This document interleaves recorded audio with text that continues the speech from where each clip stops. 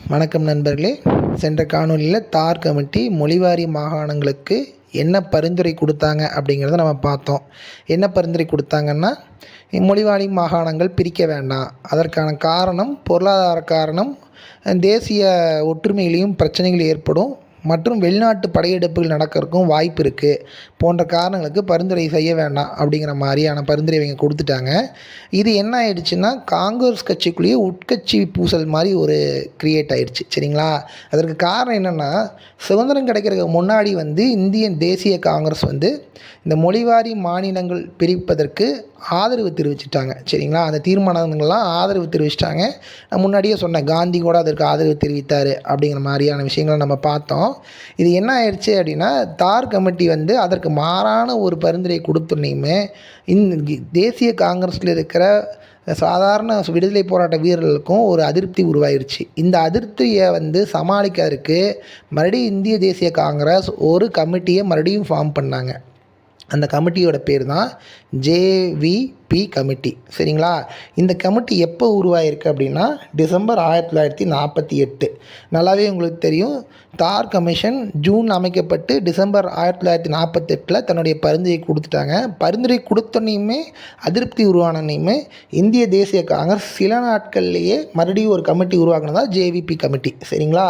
இப்போ இதில் இன்னொரு விஷயம் நீங்கள் புரிஞ்சுக்கணும். இந்த ஜேவிபி கமிட்டி இந்திய அரசாங்கத்தால் உருவாக்கப்பட்ட கமிட்டி கிடையாது. இந்த கமிட்டி காங்கிரஸ் கட்சியால் உருவாக்கப்பட்ட ஒரு கமிட்டி. சரிங்களா? இது நிறைய பேர் படிக்க மாட்டாங்க.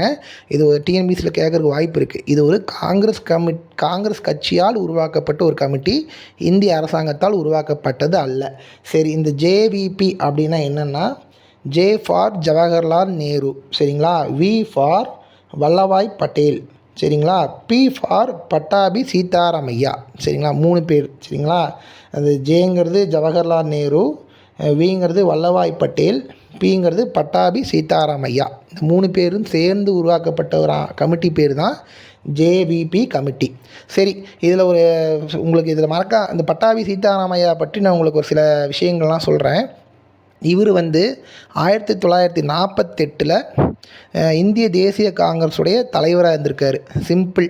இந்த ஜேவிபி கமிட்டி அனௌன்ஸ் பண்ணது பார்த்திங்கன்னா ஜெய்ப்பூர் மாநாடு. அந்த மாநாட்டில் தான் இந்த பட்டாபி சீதாராமையா தலைவராக இருக்கார். இதை நீங்கள் நல்லா புரிஞ்சுக்கலாம். இந்த 1948 ஜேவிபி கமிட்டிக்கும் 1948 ஜெய்ப்பூரில் கூடின மாநாட்டில் தலைவராக இருந்தவர் பட்டாபி சீதாராமையா. உங்களுக்கு லிங்க் புரியுதுங்களா? ஜவஹர்லால் நேருவும் வல்லபாய் பட்டேலும் முக்கியமான தலைவர்கள் இந்திய தேசிய காங்கிரஸில். 3ஆவதாக இருக்க பட்டாபி சீதாராமையா எப்படி வந்தார் அப்படின்னா, அந்த டைமில் 1948 டிசம்பரில் கூடின மாநாட்டில் தலைவரே அவர் தான். சரிங்களா? காங்கிரஸ் கட்சியுடைய பிரசிடெண்ட். சரி, இந்த காங்கிரஸ் கட்சியோட பிரசிடெண்ட் விஷயத்தை நீங்கள் நல்லா பார்த்துங்க. அது படிச்சிங்கனாவே இந்திய தேசிய காங்கிரஸ் கட்சியுடைய பிரசிடெண்ட் லிஸ்ட்டு, கான்ஃபரன்ஸ் லிஸ்ட்டு படித்து அதில் யார் பிரசிடெண்ட் ஆனாங்க அப்படிங்கிற விவரத்தையே நீங்கள் படிச்சுட்டு வந்தீங்கன்னா உங்களுக்கு விடுதலை போராட்டம் படிக்கிறது ரொம்ப ஈஸியாக இருக்கும், தெளிவாகவும் இருக்கும். சரிங்களா? உங்களுக்கு நல்லா இப்போ புரிஞ்சிச்சு பாருங்கள். ஜேவிபி கமிட்டியில் அந்த பி எப்படி வந்துச்சுங்கிறது புரியும் உங்களுக்கு. ஏன்னா அந்த ஜேவிபி கமிட்டி உருவான அந்த மாநாட்டில் தலைவர் அந்த பிங்கிற அந்த பட்டாபி சீதாராமையா. சரிங்களா? அவர் தான் அந்த கமிட்டியோட தலைவர். சரி, இந்த இந்திய தேசிய காங்கிரஸோடைய கமிட்டியுடைய தலைவர், அதாவது அந்த காங்கிரஸ் கட்சியுடைய தலைவர் ஆயுட்காலம் 1 வருஷம்தான். சரிங்களா?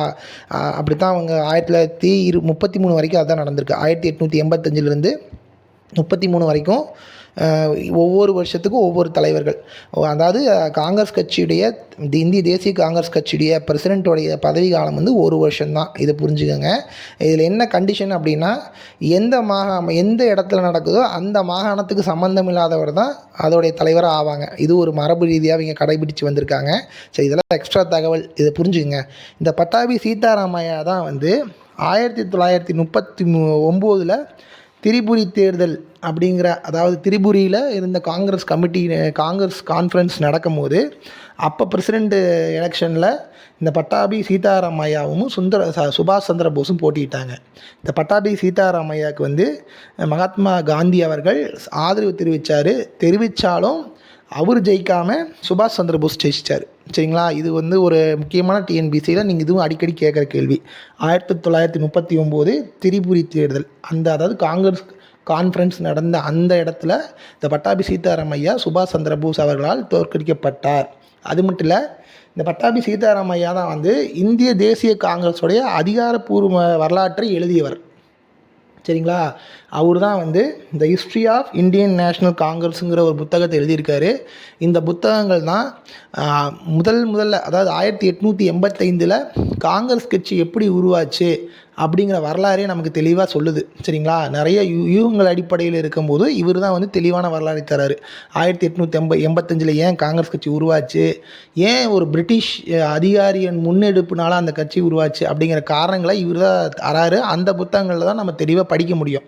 சரிங்களா? இந்த பட்டாபி சீதாராமையாவுடைய அந்த புத்தகம் வந்து இந்திய தேசிய காங்கிரஸுக்கு வந்து நிறைய இடங்களில் நமக்கு நிறைய தகவல்களை தருது. இவர் வந்து ஆண்டு தமாஷா அப்படிங்கிற மாதிரியான வார்த்தைகள்லாம் உபயோகப்படுத்தியிருக்காரு. சரிங்களா? இது நம்ம பின்னாடி ஒரு நாள் வந்து இந்த காங்கிரஸ் கட்சி இந்திய தேசிய காங்கிரஸ் எப்படி உதயமாச்சு, அதற்கு என்ன காரணங்கள் அப்படின்னு படிக்கும்போது நம்ம தெளிவாக தெரிஞ்சுக்கலாம். சரி, அடுத்தது ஆந்திரா பேங்க் வந்து மசூலிப்பட்டினத்தில் தொடங்குறதுக்கு இவர் தான் காரணம். சரிங்களா? ஆந்திரா பேங்க்னு ஒன்று உருவாருக்கு இவர் தான் காரணம். இவர் தான் ஃபவுண்டர். 1923 அவர் தான் ஆந்திரா பேங்க்கை மசூலிப்பட்டினத்தை தொடங்கியிருக்காரு. இப்போ வந்து அது வந்து யூனியன் பேங்க் ஆஃப் இந்தியாவோட இணைக்கப்பட்டுச்சு. சரி, இதுதான் வந்து பட்டாபி சீதாராமையா அவர்களுடைய முக்கியமான பாயிண்ட்ஸ். இதெல்லாம் டிஎன்பிஎஸ்சியில் அடிக்கடி கேட்பாங்க. சரிங்களா? இந்த விஷயத்தெலாம் பார்த்துக்குங்க. சரி, இந்த ஜேவிபி கமிட்டி என்ன மாதிரியான பரிந்துரைகளை தந்துச்சு அப்படிங்கிறத அடுத்த காணொலியில் பார்க்கலாம். நன்றி, வணக்கம்.